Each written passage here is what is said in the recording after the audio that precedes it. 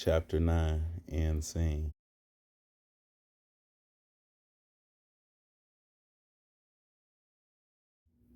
My father used to say something that I didn't fully understand. Be glad when a woman leaves your life. That's more money in your pocket. Back then, I thought he was talking about dollars, gas money, dates, birthdays, hair appointments, cash requests, the visible expenses. Years later, I realized he wasn't talking about money at all. He was talking about resources, time in your pocket, energy in your pocket, focus in your pocket, peace in your pocket, life in your pocket. At the time, I couldn't appreciate what he meant because I was busy building futures. Every woman wasn't just a woman to me. She was a blueprint, a possibility, a 5 year plan, a life I could already see in my head. After Jessica, there was an unspoken verdict floating around my family. Jessica counted, maybe Jay counted. Everybody else seemed to be measured against those relationships and found lacking. No matter who I brought around, no matter how beautiful she was, no matter how young she was, no matter how impressive she looked standing beside me, nobody seemed convinced. The truth is, I wasn't convinced either.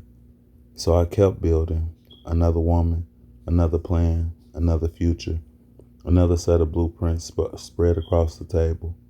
And every time I walked into a room with a beautiful woman on my arm, I thought I was introducing her. Looking back, I was introducing evidence. Evidence that I was doing okay. Evidence that I had made it. Evidence that I could build another life. Evidence that I was still worthy after the collapse of the last one. I thought I was showing people the woman. The truth is, I was trying to show them me. The funny thing about trials is that eventually the courtroom empties. The jury goes home. The judge leaves. The spectators disappear. But sometimes the defendant keeps arguing. That's what I was doing. Presenting evidence to people who weren't even keeping score anymore. Trying to prove I was enough to people. Trying to prove I was enough. Trying to prove I could do it again. Trying to prove I was winning. Some of those women were beautiful.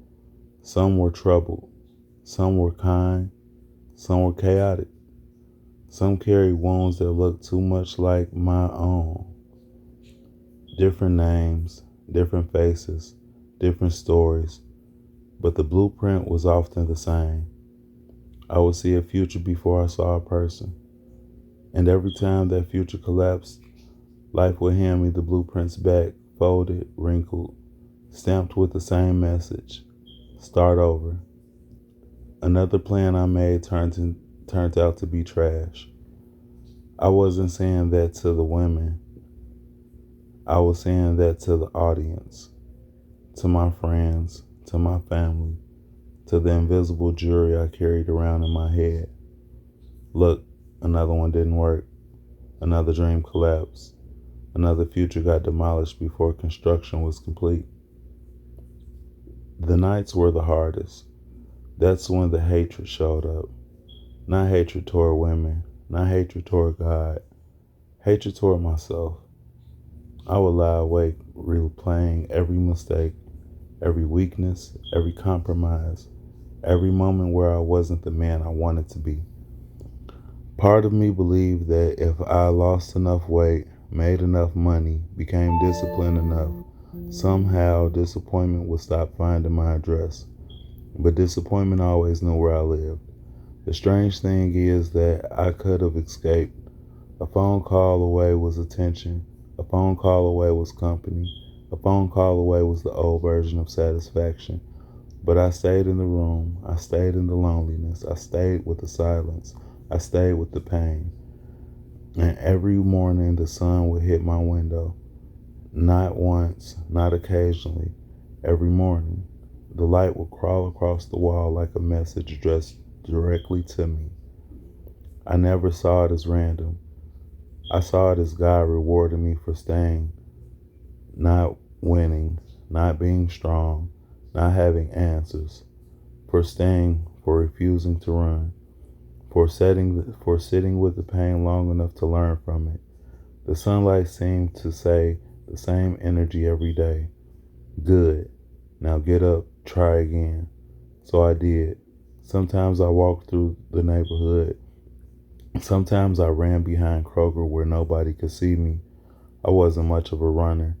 I was carrying too much weight, too much pride, too much shame, but I ran anyway. And every step felt like planting mustard seed. Not because mustard seeds are small. People always focus on their size. That's not what fascinates me. What fascinates me is what was that seed plants spread, they take over, they refuse to stay contained. That's how I wanted God gifts to work in my life. One good habit, one disciplined choice, one prayer, one walk, one run, one honest conversation, one sunrise. I wanted those things to spread into every corner of my life until they crowded out everything that didn't belong there. I spent years trying to transform my life enough through grand plans. What finally changed me was invasive acts of obedience. Little things that refused to stay little. The moment I knew the performance was over, wasn't the relationship failed, was when I met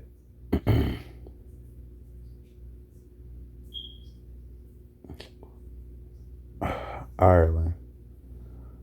Ireland, Irelena. We met through grief. My family was hurting, her family was hurting, and somehow, without trying, we became friends, then lovers, then friends again. No audition, no performance, no presentation, no evidence, no jury, no stage. Just two people understanding each other. It wasn't perfect, but it was real. And because it was real, it exposed the lie. I had spent years believing connection had to be manufactured, mannered, managed, negotiated, presented, earned. Then life handed me an example that forms naturally. And once I saw that, I couldn't unsee it. Looking back, the character who died wasn't the lover. It wasn't the provider. It wasn't even the ego. It was the performer. The man who thought beautiful women were proof. The man who thought applause was proof. The man who thought status was proof. The man who thought being admired was the same thing as being loved. That character died slowly, blueprint by blueprint, sunrise by sunrise, mustard seed by mustard seed, until one day the theater was empty, the jury was gone, the audience was gone, the lights faded, the curtain fell, and for the rest of the time in my life, I wasn't afraid. Well, for the first time in my life, I wasn't afraid what came next. I no longer needed another scene. End scene. Chapter 10, The Things I Know Now. When I started this book, I thought I was writing about my life. I thought I was writing about the women I loved, the jobs I worked, the mistakes I made, and the tragedies I survived. But somewhere along the way, I realized I wasn't documenting events. I was collecting lessons. Every chapter gave me something. Some chapters gave me joy. Some chapters gave me pain. Some gave me heartbreak. Some gave me confidence. Some gave me scars. But all of them gave me wisdom. The women were teachers. My family were teachers. My friends were teachers. My enemies were teachers. Even the people who hurt me taught me something. Especially the people who hurt me. The truth is, I would not be the man writing these words without every person who appeared in these pages. Not just the people who loved me, the people who disappointed me, the people who betrayed me, the people who left, the people who stayed, the people who believed in me, the people who doubted me. It took all of them. Every chapter of my life left me with something worth carrying forward. Those lessons eventually became principles. Those principles became habits.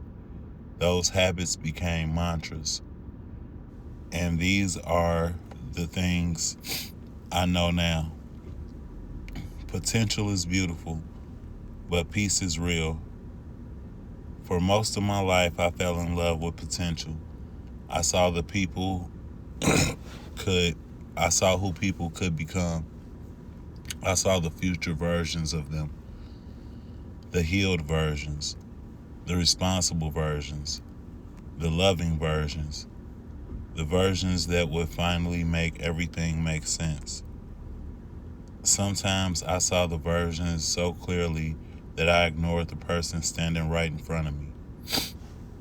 I learned that potential is exciting because it asks nothing from reality.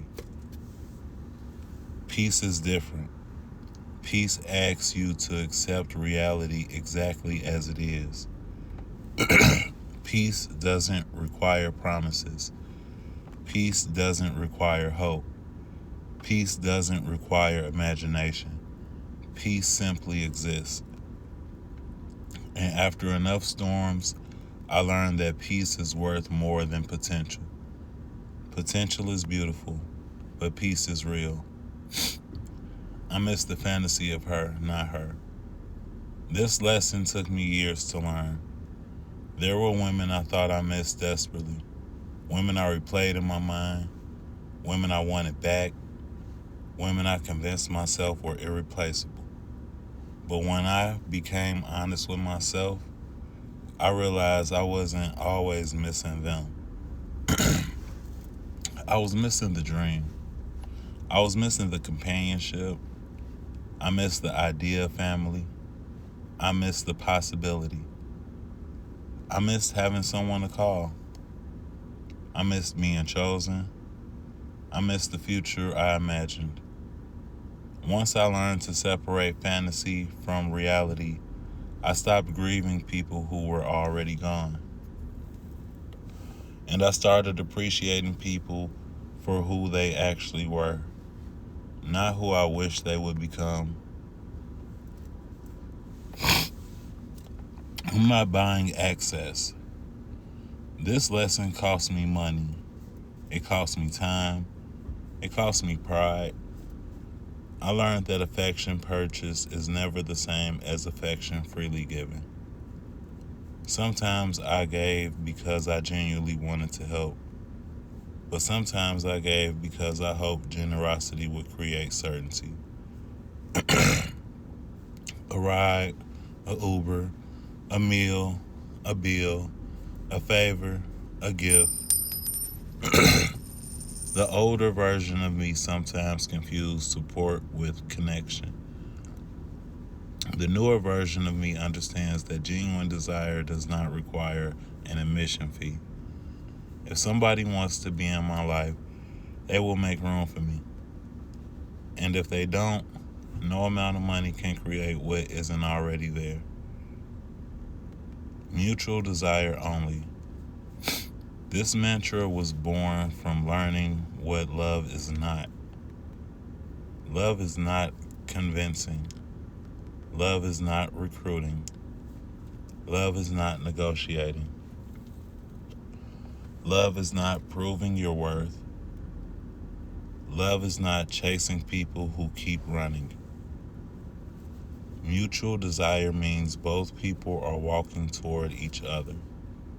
Both people are choosing. Both people are investing. Both people are present. The healthiest relationships in my life were never the ones I forced. They were the ones that happened naturally. Now, if the desire isn't mutual, I let it go. Not because I don't care, because I finally care about myself too. Nothing can move me but divine intervention. Life has taken things from me.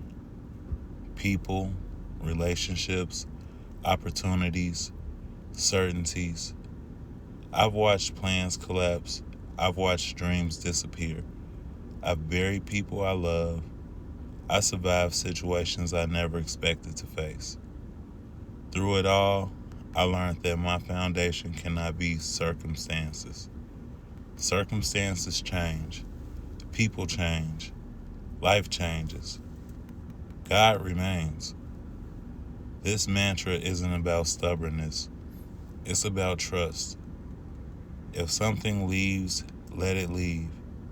If something arrives, welcome it. If a door closes, trust that another one exists.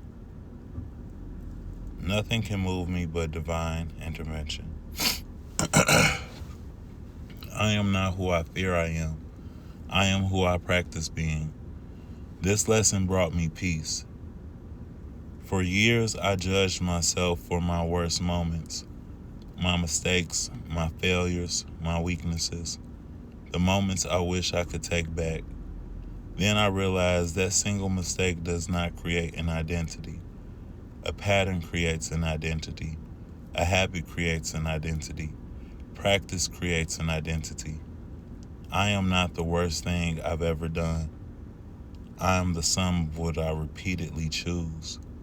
Every prayer, every workout, every walk, every boundary, every act of discipline, those things matter because every day I get another vote in deciding who I become. Discipline feels quieter than chaos.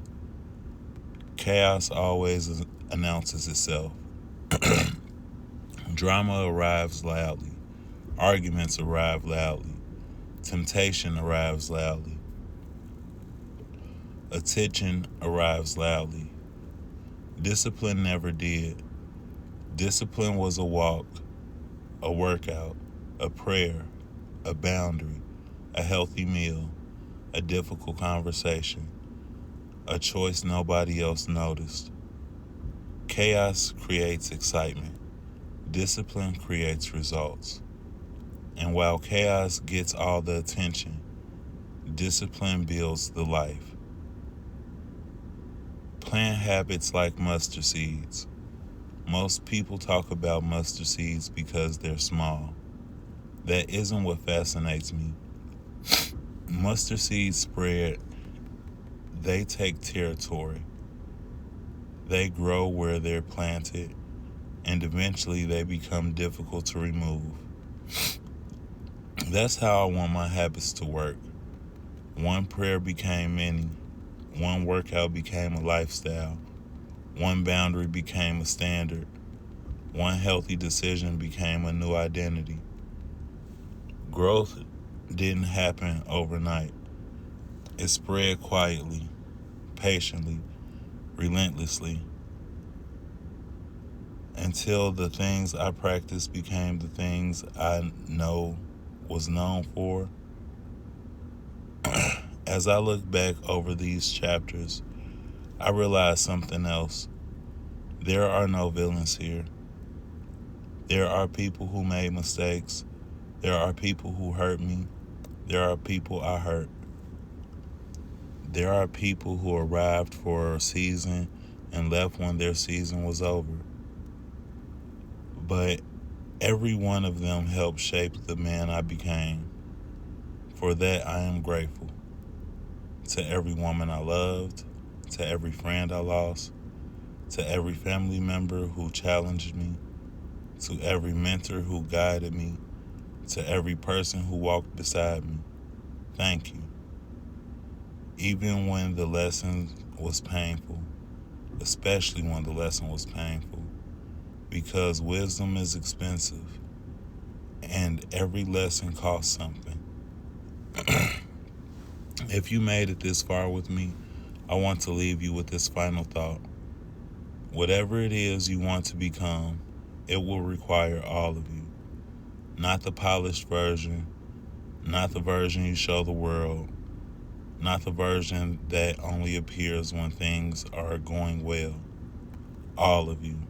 Your strengths, your flaws, your victories, your failures, your courage, your fear, your faith, your doubt. The road to becoming who you are meant to be is not built from the best parts of you. It's built from every part of you. The pieces you celebrate, the pieces you hide, the pieces you are still trying to understand. It takes all of it. And that's okay. Because growth was never about becoming someone else. It was about becoming more completely yourself. This book began with a young man trying to survive. It ends with a man trying to understand. And if there's one thing I know now, it is this. Potential is beautiful, but peace is real. And peace is finally where I choose to live.